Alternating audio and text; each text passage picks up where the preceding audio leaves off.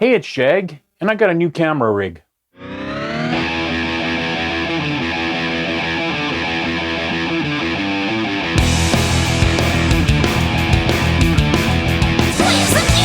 Yeah. So before I go too far on this, no, I'm not using the new camera right now.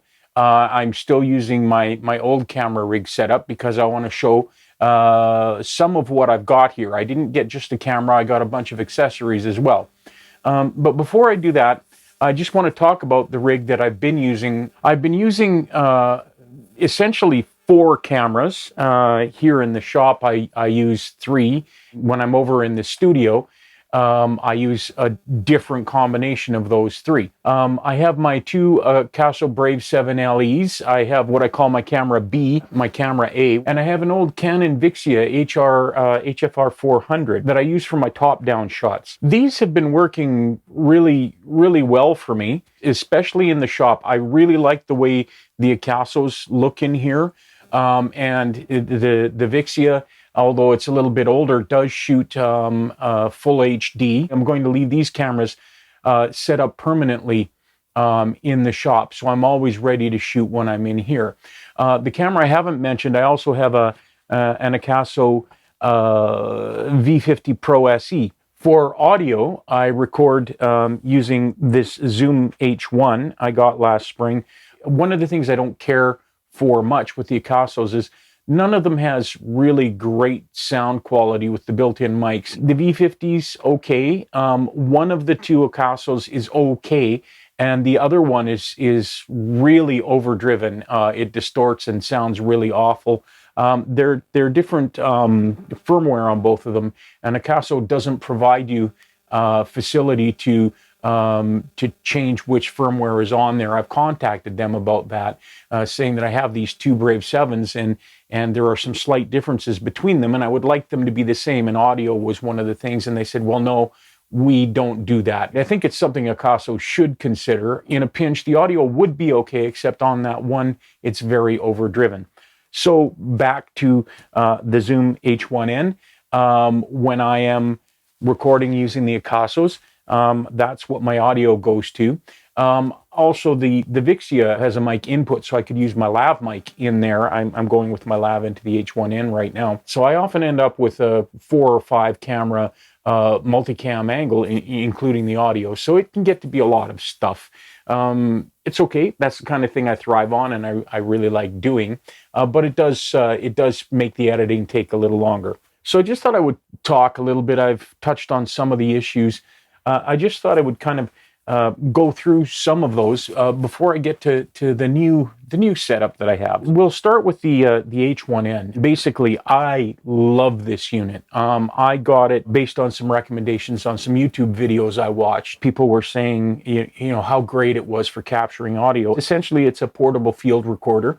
Like I say, it has a separate input, so you can use a mic, you know, a shotgun mic or a lav mic. And it also has stereo condensers built in an XY pattern. They work fantastic. You can hang it above you and you get a nice stereo image, and the sound quality is good. This is not really an expensive lav mic. It's a Cinco. What I really like about it is it doesn't pick up so much other room noise. It's really focused on the voice. The Akasos, like I say, I really like them here in the shop. I've got a lot of lighting set up here. It's very bright in here. But in lower light situations, I just find they don't quite give me what I want. And that's why I got the new camera. I've just done a few months of filming mostly stuff in my studio, and I just found I wasn't getting quite the kind of quality I would like. It's been okay.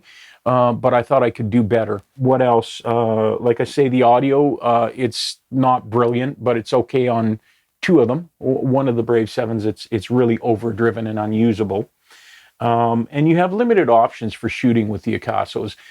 Again, that's not a complaint. $150 camera. I got 3 cameras here. I didn't spend $500 to get them. You get enough options. Basically, I am shooting. All of these are set to narrow angle. I'm shooting 4K 30, except for the Vixia, which only does HD.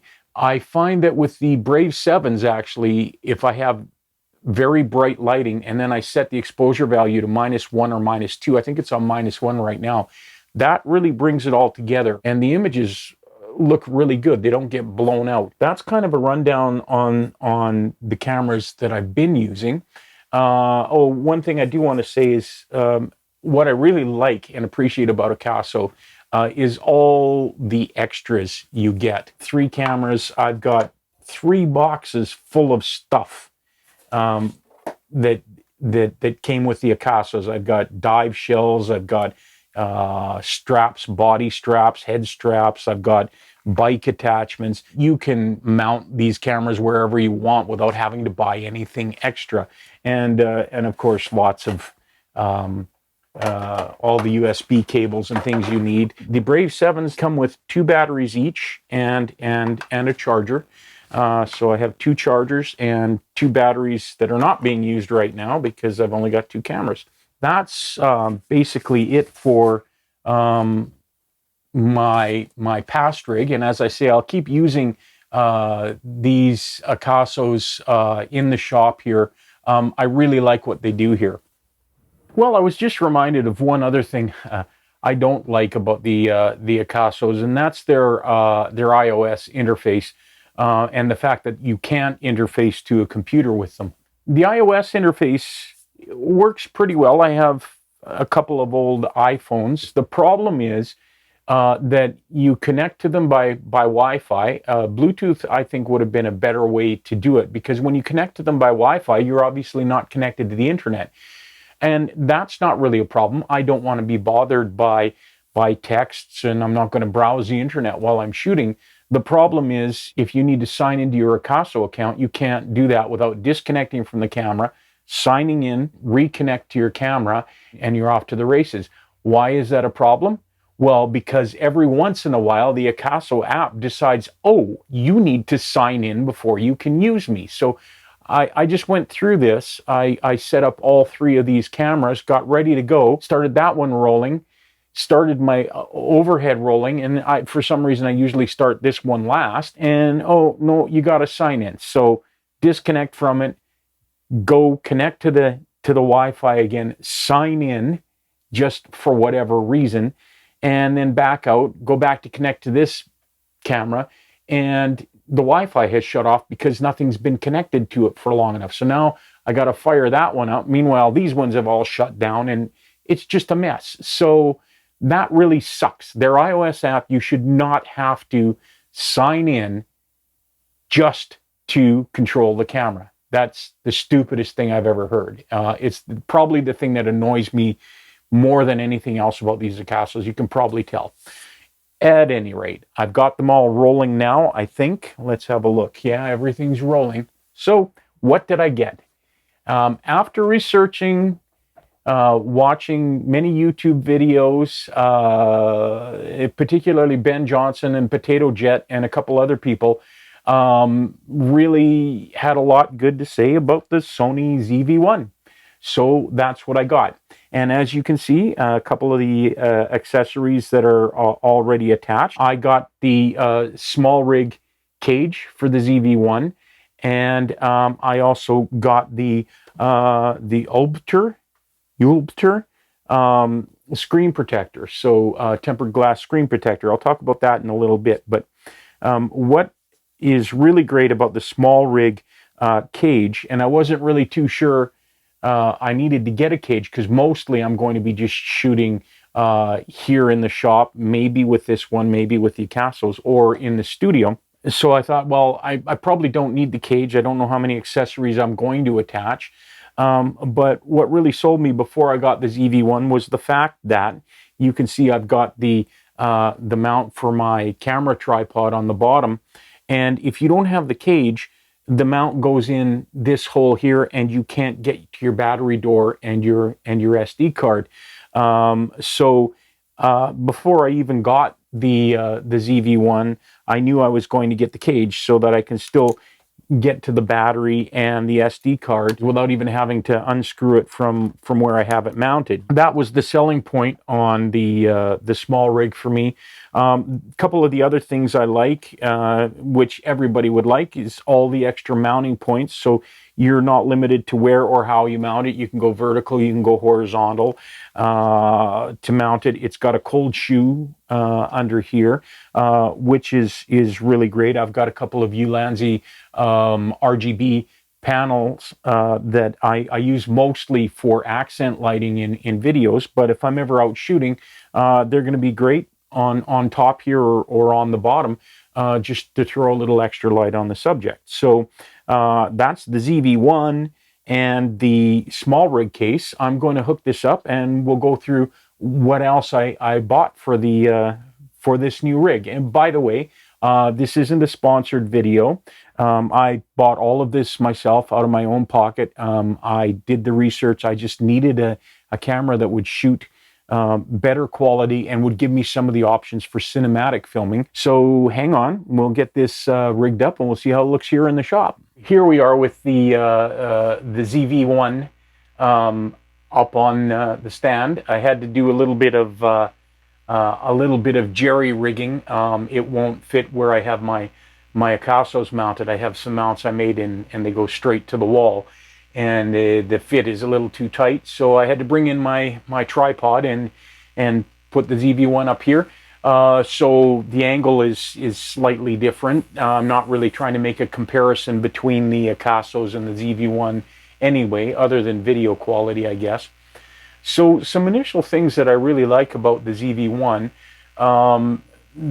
one of the big ones for me is the fact that the onboard mic is pretty good. I'm not using it right now. I am using my lav mic, but that's what I like. I can put my lav mic in and I can commit my audio and video at the same time to the same file. I don't have to sync that after the fact. That'll make shooting some things a lot easier. I've been starting to do things that are more one camera, and I'm playing some guitar and things, so I've got a Logic track to sync as well. But just again, it makes it simpler to work. The workflow goes a lot quicker. I can have my audio, main audio and main video all already in one file synced up, no problem. And I just have to sync one or two other files to that then. Another thing I really like is the way you can remote control it. I've got it on my MacBook Pro over here, and I can see very clearly how things look, what I've got set. I can see if it's recording, if it's stopped. I mean, of course, we have the tally light too, but I really like that. It's just a lot easier to work with than working from a phone. I haven't even tried it on my phone yet. You don't have to be signed into an account to do it. You can sign into your account, but even if you do, this is a USB connection, so we don't have any issues with that. I haven't played with the Bluetooth connections or Wi-Fi connections or anything with the ZV-1. I've got a lot of learning to do on this.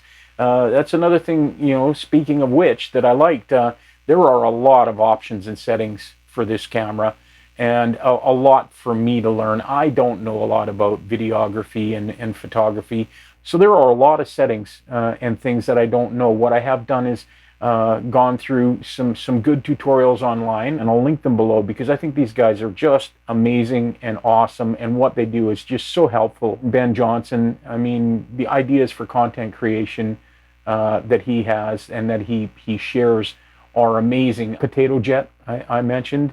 Another one I really like is Vic Barry. He's really personable and funny. I really like his videos and find them very helpful. And another one is Jason Vong. Another guy is Mark Bennett's Camera Crisis, another fellow Canadian. He's got some really great tutorial stuff. There are a lot of guys. I could sit here and name them all day. Anyway, computer control here. I can monitor and see what's going on. I can use external mics, and the Brave 7 LEs can't take any external mics. So that was why I had the H1N in the mix. You know, if I'm doing a talking head thing like this, I don't need anything else. I just got my lav mic in the camera and we're done. You know, do some editing. So what else did I get? Accessories. I already covered the small rig cage. I got the Obter tempered glass screen protectors. What convinced me is I got something very similar to this for my iPhone, and they're tempered glass, and they work really, really well. The ones I got from my iPhone are anti-glare as well, and if you haven't tried this, do yourself a favor. They go on smooth and easy, no bubbles, no dust, and they're fantastic. You get a set of three protectors. So I've got one on the camera, and I've got two in hand for when I need them. The other thing I liked about them is it comes with two spirit levels that you can put in your hot shoe, and not too expensive. Like I say, I'll link it below. I suppose I should have started by mentioning what comes with the ZV-1, and really it's the camera and a battery and a USB cable, and you get a dead cat. I played around with the camera a little bit, and the onboard mic sounds great. I would have no problem using just that mic. I like to use the lav mic. Like I say, it doesn't pick up so much extraneous noise. The one thing I did learn, and people really made a big deal about, was that the battery life in the ZV-1 is very short. That's not a massive issue for me because I have a bunch of long USB cables, and when I'm shooting in the studio or in the shop here, I always have them plugged into a charger, so I don't have to worry about running the battery down. But another thing I got on recommendation was this, what is it, Numoa charger, and it comes with three batteries for the ZV-1. So right off the bat there, for something like 25-30 bucks, I get three batteries, so I can shoot basically all day with these. The last thing I got, which was one thing that everybody kind of really pointed at, the ZV-1 is quite notorious for its very cropped in shot. If you're vlogging with it and you're holding it at the end of your arm, it's very tight. I'm over 3 feet from the camera right now, so I don't really need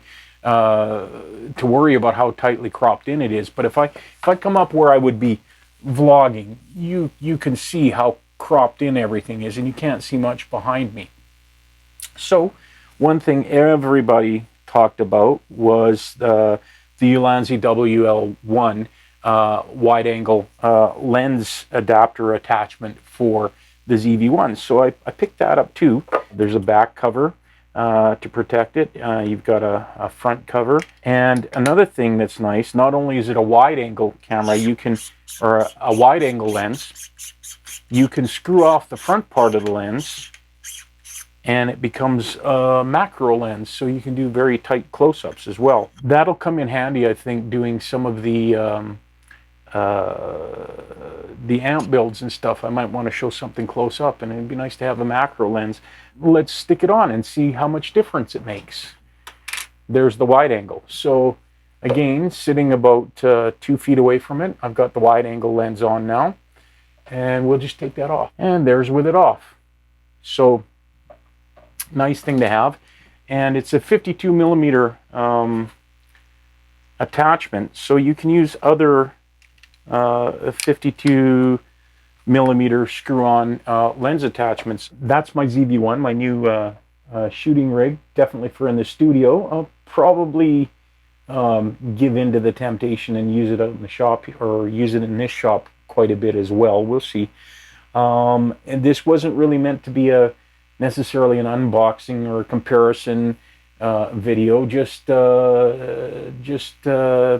letting you know what's up. I've been doing content on YouTube for about 9 or 10 months now. Still have a lot to learn. Mostly I need to sit down and learn it. I have this habit of just flying by the seat of my pants. I want to do that, and then I started. But things are coming along. I think back to the very first video I put up here, which was the unboxing of the Trinity Amps Tri-Watt, and I shot that just on my iPhone 11. I don't even think I put any lights up. I might have put up a halogen trouble light or something like that, and I was sitting way far from the camera using the camera. It's horrible. I'm leaving it up there, but I go look at it and it's oh. So things are getting better, and I'm spending as much time as I can trying to learn more techniques. Editing, it's been really great to do this for the last 8 or 9, 10 months. Just straight out editing, not adding effects or transitions or things, but editing video. I've gotten a lot faster at that. I'm really happy with where I'm at with this channel right now. I've got some build videos coming up again. So I've spent a couple of months working mostly in the studio. Now I'm going to swing back into the shop here for my videos. I've got a couple, what I'm going to call, I think I'm calling them one-shot builds, which is just a couple of little pedal kits. Those are coming up. I've got an unboxing for my winter project. I've talked about that previously, but I'm just going to leave that aside for right now. I'll probably start that build in late November, maybe early December. What I'm planning to do with that is get it all done and in the can and edited, and then start releasing it so I can be consistent with that. Release a video a week, probably starting in January. I'd like to do it first week of January, or maybe even release the unboxing on January 1st. But might be a little later into January, because I did say that I was going to be building 3 Jagsters this fall. Right now, I thought I would get started on those early to mid-October, and we're in late October right now, so I'm already a couple weeks behind schedule on that. So the Jagsters will be coming along pretty soon here. Hopefully I can get all of that together and start shooting those in November, around November 15th. And hopefully I can get them done in maybe 3 weeks of shooting. Like I say, I'm going to build 3 Jagsters. The Jagsters are quite simple and easy to build. I should be able to build 3 at a time. I just got to make sure I've got all the parts I need. I know I have cabinets. You might have seen in the Akaso part of this video, I've got some 2 head cabinets up over there. I've also got a 112 combo cabinet. So I'll be building the Jagsters into that, and that's coming up. Like always, thanks for watching. Please like and subscribe. Comment. I will answer comments. I would appreciate as much help as I can get from you guys, and it doesn't take much to just give me a thumbs up or make a comment. Thanks for watching. Talk to you later.